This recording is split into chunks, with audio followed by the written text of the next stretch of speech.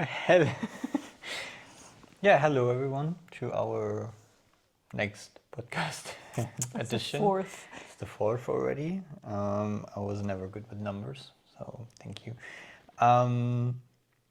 Yeah, thanks for tuning in. Today we're gonna talk about retaining clients. So from our expertise, but also experience on how we can make it work to retain clients. Because I think for us and maybe for you as well, who's listening here, you might work rather project based, I guess, when you're self-employed and start with working on projects, and then obviously for the sake of a stable income, it's very important to keep your clients, because it's also easier to keep clients than to always find new ones. It takes off a little bit of pressure as well. So yeah, we're gonna talk about all this, and also stay tuned. At the end, we're gonna update you about our future plans, and it's gonna be amazing. So yeah, but first things first. I think it's also like during the summer is the time where projects slow down, where companies tend to slow down and therefore not like hire you as much, or their activity is also slowing down during the summer, so they might ask you if for a break or less work, and those can be a little bit hard to predict. I know I've lived that when I started freelancing, and that's more like it was hard for me to I don't know how you've lived it, but it was hard for me to find clients during the summer, and then those were usually the time where I some of them would be like, hey, let's have a break and let's not keep on working together. But I know you have probably a different experience than me. No, not so much. When I still was working project based, and I'm still more or less do it, or that's the goal. But I'm stuck.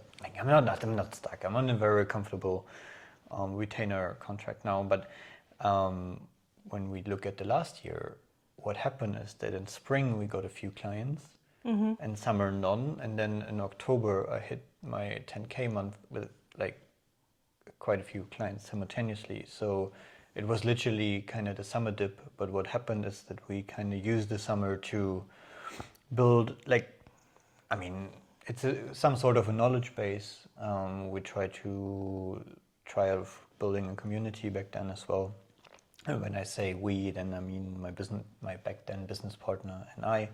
So we kind of used the time to still show on LinkedIn and to try out a few ideas, which then kind of led to a very successful autumn and winter. Yeah. But if you just purely look at the paying clients amount, then there was a summer dip, 100%. And I think that's the important part, is that people, obviously if you need a break during the summer, take that break.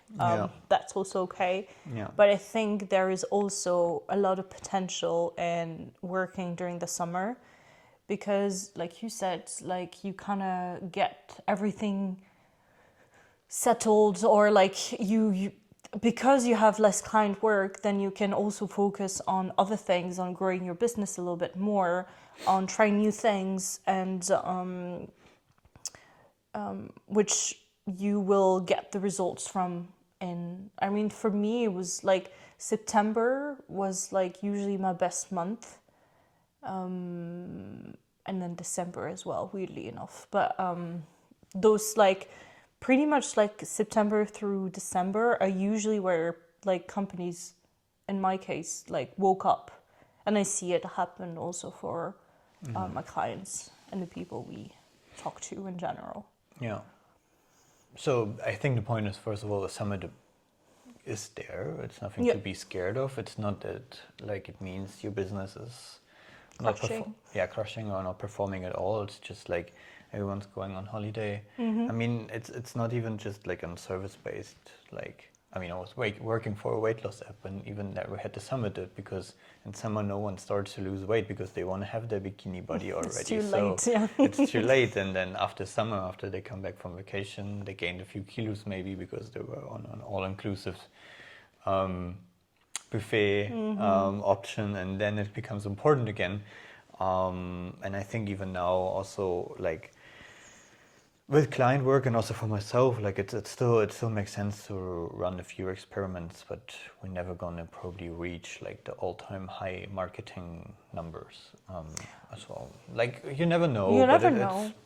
And also I think what for myself, what I learned as well, it's like it's when everyone's going on vacation, showing up matters. Yeah. But at least for me, I think it's for you, it's a bit different, but for me, I also see it like I don't have to push out like 10 posts a day, like exaggerating a bit, even if I do a bit less volume, but I still show consistently, I can still move the needle throughout summer, at least like for me, because I think also while everyone is on holiday, like everything's slowing down a bit. And for me, it's LinkedIn, it's also a bit different. People are maybe also less on LinkedIn, I don't know. I don't necessarily agree with this. I think there are still like, I mean, overall the general like amount of people, especially on LinkedIn, is lower. Yeah. But then there are also the big LinkedIn creators or the big ones who usually post. They usually also go on holiday. So there's 100% like a spot to like grow and because there are less people posting and the amount of people who are on the platform is also lower, but proportionally you have more space to take. Okay. I think it's a little bit different if you're posting on on Instagram, because people still go on their phones and still like can still see your content. Even though they're on holidays, they can still have that kind of, they want to know, like it's an addiction. Like, so, I mean, for me, for example, right now I'm doing a little bit of a challenge in terms of like I'm testing out new contents because I've been basically posting the same way for over a year, and I've become a bit lazy in terms of content creation, and I want to kind of challenge me to see, first of all, to see if there is a little bit of change in terms of who I bring and income-wise, and also just to bring back the fun of it. So I've been posting every day for the last 3 weeks, and I'm gonna do this, and like I'm gonna do this little challenge until the end of August, just to see if and use the data to tell my clients as well. How's it going so far? Yeah, it's going pretty well. I was a little bit of like sick I know. this week, so I was just kind of like, I got a little bit frustrated because my content wasn't planned enough in advance, because I had a weekend off as well, seeing a few friends, like a long weekend. So I was a little bit behind, and then I got a little bit sick, so I was like even more behind. But it's okay. It's going quite well. I'm losing followers, fun stuff, but I'm getting more inquiries. So, which like overall, the point of my experiment is to see if I can try to go viral. To be honest. Like from the right audience, but I'm not complaining. Yeah, I mean, your consistency is very admirable. That is exactly like the main point. Is like I know this amount of posts right now with everything that also goes behind the scenes of like answering clients, of basically also like answering messages and everything, is like right now I'm choosing to do it, but I know I can't doing long term. So I have this like end date as well of doing my little experiments, and then I'll probably, well, we'll see, but like I'll probably go back to posting as often as like 3 times a week, which was my previous one. Once I have all the data and everything, that's basically what I'm trying to do right now. But the consistency is the thing that matters the most, whatever that means. If you're posting every day or if, like 2-3 times a week. Yeah, but should we circle back maybe to our main topic, retaining clients? I go because because during the summer there's this slow dip. I feel like this can, like if you're in your first year of business, obviously it's a bit harder to anticipate. But if you've been around for a little bit of time, then you also know your clients and everything. Then it's also easier to adapt to them. So if you see that they are either like slowing down and the activity is slowing down, then you have less work or stuff like this. This is also a good sign if you're like proactive and being like, hey, I see that it doesn't make sense, or I see that we've been postponing working on this thing. You kind of can offer new directions, and then obviously they can say yes or no, but it's more of the don't let things go the same way when you see a change, because they didn't hire you for just following blindly the orders. They hired you because they want to know what you're thinking and how to improve their businesses. So it's like kind of be proactive in that way. So you're less likely to lose them during that time, and then you also increase trust. Yeah. How do you feel about like decreasing your rate throughout summer?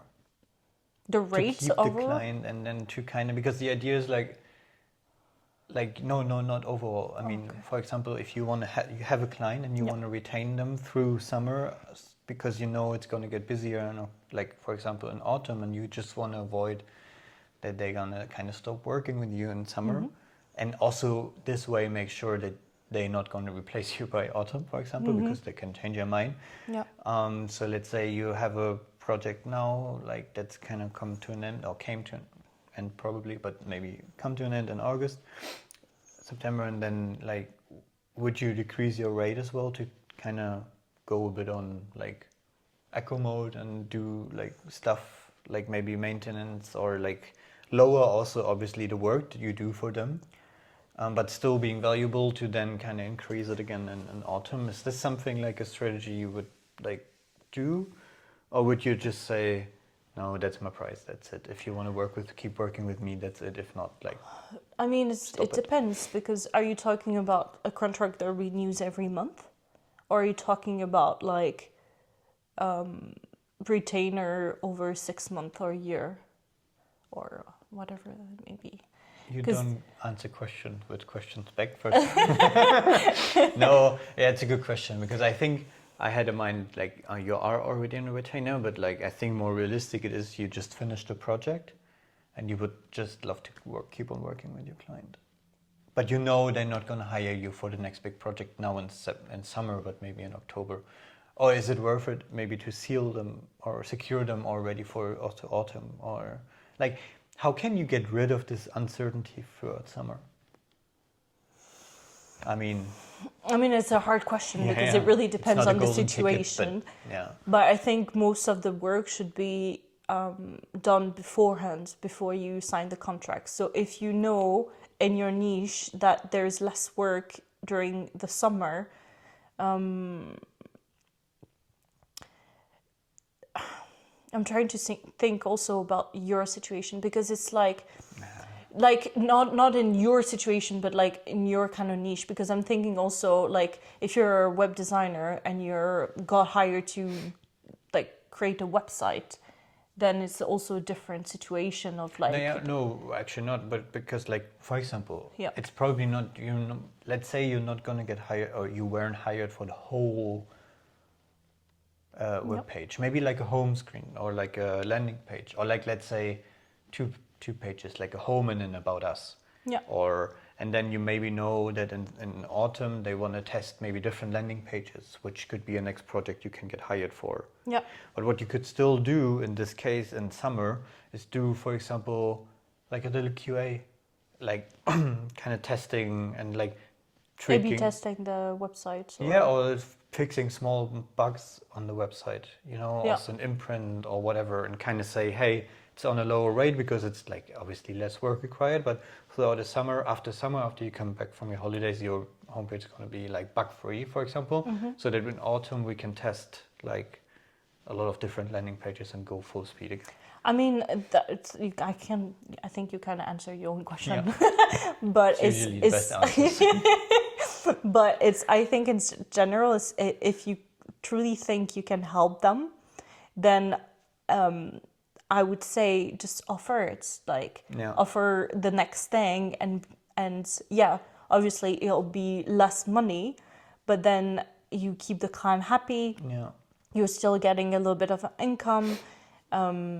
And to be fair, that doesn't have to do with the summer as well. It can be just overall. I think it's super important to ask for feedback and to check with people every step of the way that they're happy. And not only this, but that enables you to get screenshots, stuff like this that you can use for your content, for your website, and everything. Like, And like, yeah. And also, I don't want to interrupt you, but just add to it as some like a concept we talked about before, because I think it can also help. Like, okay, what can happen? Like, you know, your project is gonna end, and then there is the summer. You're insecure, Yeah. and you kind of the worst I think you can do is like let the project just like kind of quietly die, even though maybe the client was very happy you hit a goal. And now I'm kind of want to transition to the concept I brought up before very smoothly.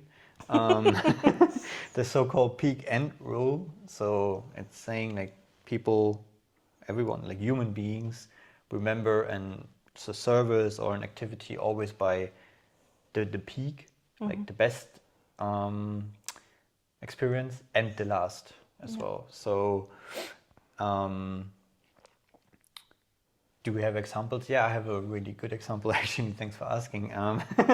No, when you're like, for example, you're in a theme park and you're waiting for a carousel. It doesn't really matter in the end. If the carousel really delivers upon the peak, it doesn't matter if you waited for like 30 minutes in the queue, we would still rate it as an amazing experience, even though maybe the first like 30 minutes were like shit, but then the 15 minutes and the end was really good. And this is you can apply this concept for user journeys, for example, or like also how your client sees you. If you actually delivered like a really good result, then you do a bit of admin stuff and like the rest.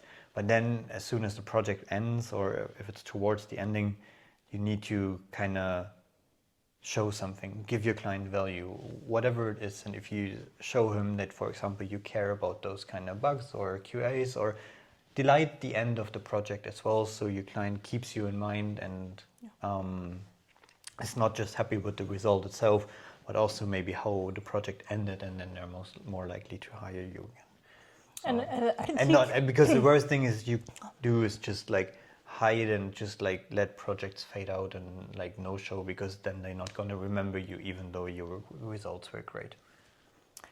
Yeah, and I think it's also every step of the way from the beginning is also about keeping in mind like what that could look like working with them long term, or like what you can imagine for them, what you can do. Like it's all about like planting the little seeds every step of the way, so that once they're needing this specific skill that you have, they think about you. Like I agree with the last part, and I think that's where you should give it your all, and I think you should just deliver good quality overall.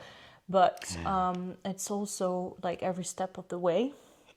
And I would say, I would even push it a bit further, is like, if you truly, like, not every client is meant to be retained as well. Like, if you think, no, but like, it's also like, because sometimes we just want to have the money, and then we're like, okay, but like, what do I offer them? I've never done this before, but I just sold it to them.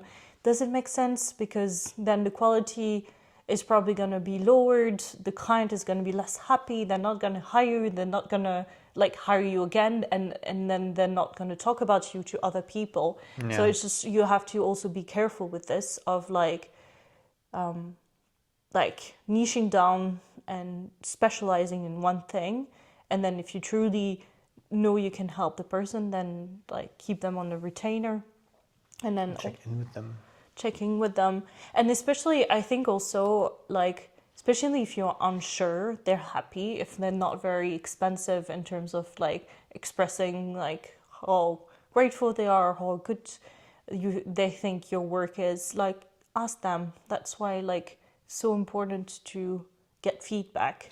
Yeah. Because it's all about anticipating, like something that might be small in the beginning might become bigger and might like taint the rest of the work together, and then they just quietly disappear and you never hear from them ever again. Yeah. And also like just circling back, like it can also help, like, I mean, obviously everyone always wants deliver best value. Yeah. However, there's life. So sometimes it can happen that maybe whatever, like a change or an experiment or a result is not as great as everyone wanted, like you, the service provider, your client. Yeah. And then you can still, like, I mean, it can happen. They hire you, yes, for your expertise, but like that you kind of do the work and give it your best. And they also appreciate it, even though maybe like a goal was missed. And then also kind of checking in with them, like make them feel heard, like just make them feel good can also help. And even if it means like go the extra mile or extra half mile, it doesn't always need much to kind of have a little positive ending to it as well. Yeah. Like I have a like recent example from me, like it's not like in the freelancing, but like as a coach, I have a client of mine who is struggling to post on social media. And instead of leaving her on her own trying to figure it out, I actually offered her to have like an extra session together, free of charge, just to help her get unstuck, where we talked social media and where I literally helped her build like content. And that changes things. And I truly believe that it can also be applied in the freelancing world, as in like, if you didn't get the results that you were hoping for, then why not just throw in an extra call that takes you like maybe an hour for you, and it makes all the difference to your client, because they know you care and they know you really want to help them. So it's not so much about the result, but it's about like choosing the right person. And if you do those little things, like, yes, on paper you lose money, but like I truly believe that overall, in the long run, you're earning more money, because then the person is like, I'm never leaving them. Like they showed that they care about my business. Like nobody else in your industry does that. So, I mean, I have yet to see that. So, so show them that you care. Yeah, that's right. Yeah. And it can also be after the project ended already. Like, kind of think about it. Yeah, okay. Like in a way, like, I think so. Okay, yeah, we also can disagree on something. Like, no, it's like, I mean, if a project already ended and you kind of failed to sign a client, you can check in like a couple of days later with them. Hey, we were talking about this, and just sharing some thing on something you spoke about, just to keep in mind. You don't agree? I mean, I guess it also depends on very much on the client and everything. But I would be a bit wary of like them just getting free advice from you. Yeah. You know, but the difference is thin. Like you have to be. It's a thin line, 100%. Like, I mean, I'm also not. You should not like beg for their attention by sharing like super useful knowledge. Like, I'm not talking about that. I think it's more like showing that you listen more than sharing knowledge. Yeah, It's more, I think it's more about like keeping them in the loop and keeping them, like keeping yourself top of mind while showing that you care about them. I wouldn't necessarily give free knowledge away. Yeah. That's what I mean. Yeah.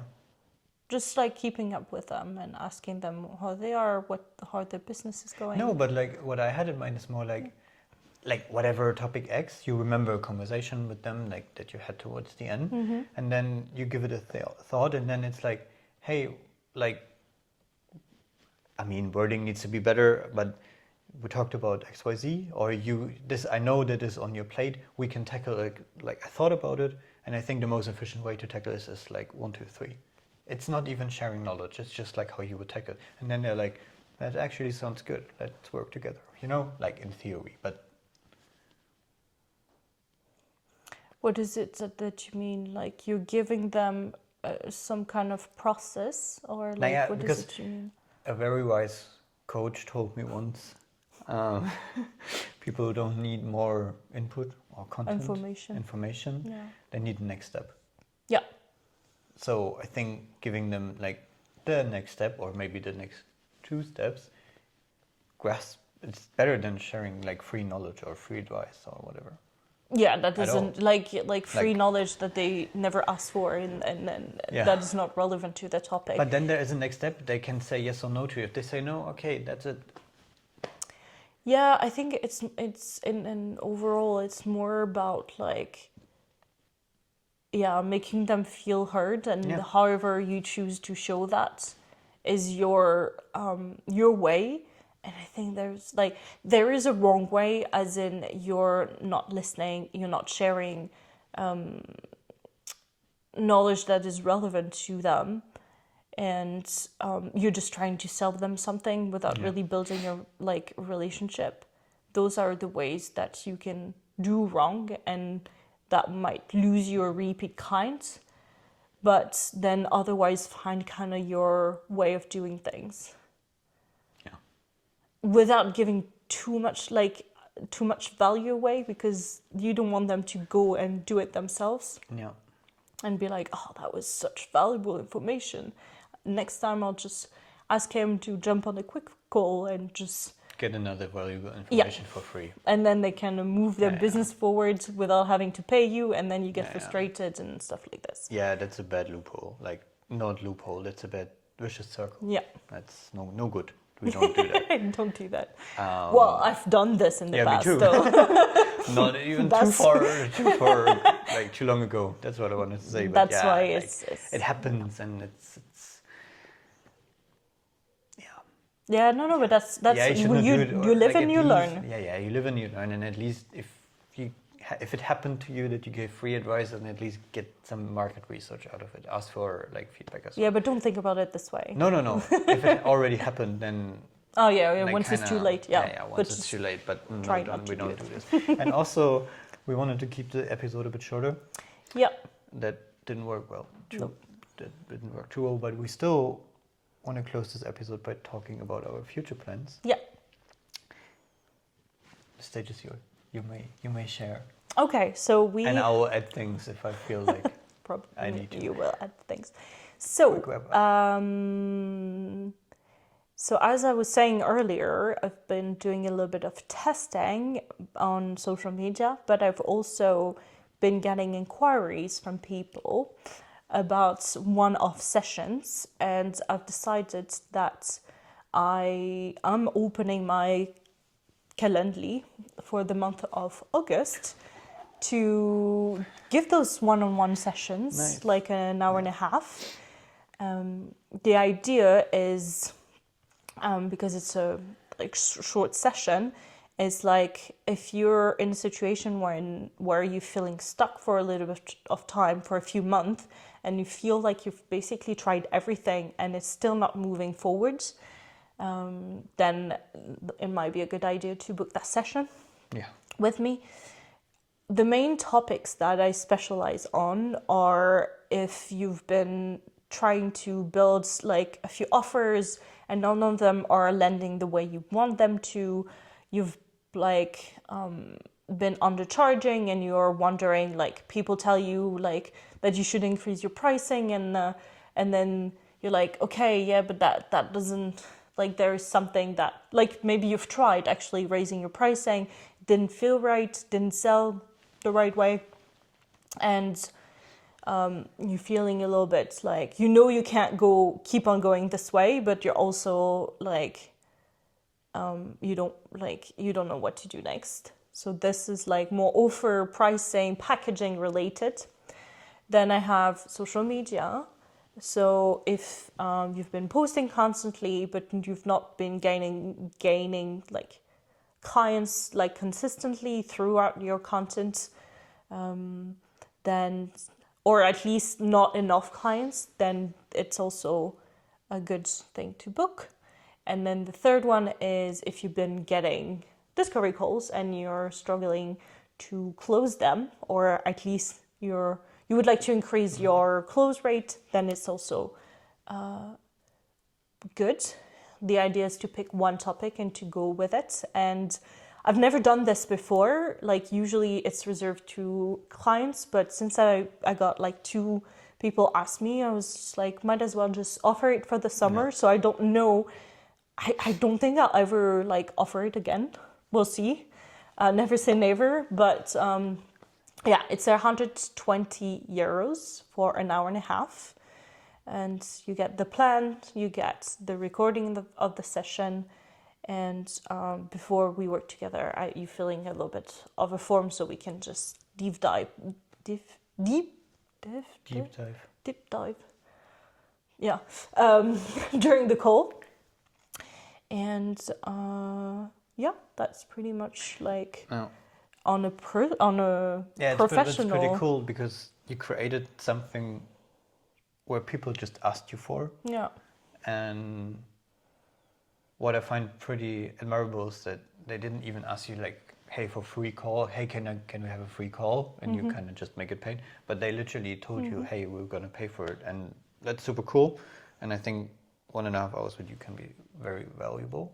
Like, I think you're a little bit biased. Yeah, I'm a bit biased, but to like to get you thanks. going, and yeah, curious like how it goes. Yeah. And I think deep dive is a perfect way to transition into our next plans, because soon we're gonna move to next to the sea again, where you can dive. We're filming this from my parents' house in France. Yeah, in the middle of nowhere. In the middle, meaning in the best way possible. We like to be in the middle of nowhere during the summer because there's no tourists. Cities are busy, holiday spots are super busy, and like obviously also very expensive. Like when you travel with this like season, so that's why I say mean it in the best way possible. And funny enough, because I told a few friends as well, like, that we're gonna go to your parents' place, and people are asking, hey, where is it? And I showed it on maps, and it's pretty much like literally in the middle of nowhere. Yeah. And also the reactions were like, but yeah, that's like cool, because like I feel like no one really wants to be in crowded places anymore. Like no one in our bubble. We're getting old. We're getting old. So yeah, it's nice. We can focus on the good stuff. My parents are away on holidays. On your cat. Yeah, we're cat sitting my cat. Super cute. Yeah. I don't know where he is right now. Probably outside. But obviously, since your parents will return, we're gonna move as well. Yep. In the end of August. Yeah. To mid. Yeah. Yeah. It's closer to mid. After 2/3 of August. Yeah. And yeah. We're gonna go back to Asia. Yeah. Next to the sea. Yeah. And it's gonna be Indonesia again. Yeah. But not Bali. It's gonna be Lombok. Yeah. The big island next to Bali, which actually surprised me a bit, because I thought I'm good in geography and stuff, but Lombok pretty much has the same size as Bali. And I thought it's just a little brother island next to it, but no. So yeah, we're gonna spend at least 2 months in Lombok. Yeah. Soon. So. Which hopefully also not hopefully, which is probably also going to be the beginning of a longer stint in Asia. Again. Yeah, we'll see. We'll have time. At least 2 months there, and then we'll see. Yeah. So yeah, On the 20th of August, Yep. we're gonna start.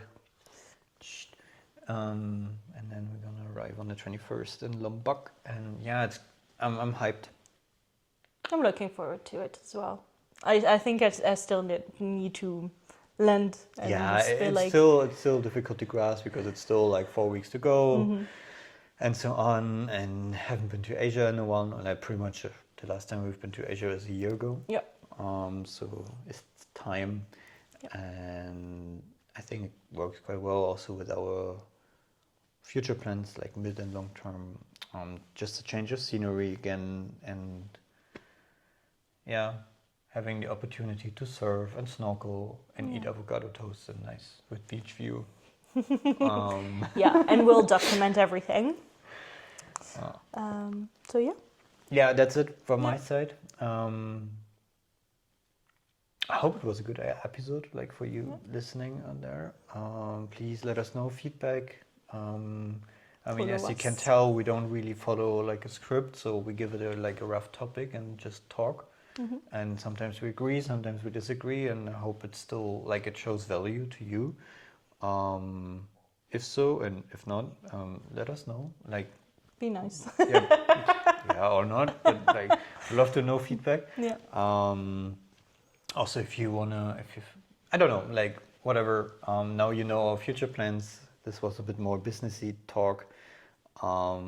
Let's see what we're gonna talk about next time. And thanks for tuning in, and Bye. see you soon.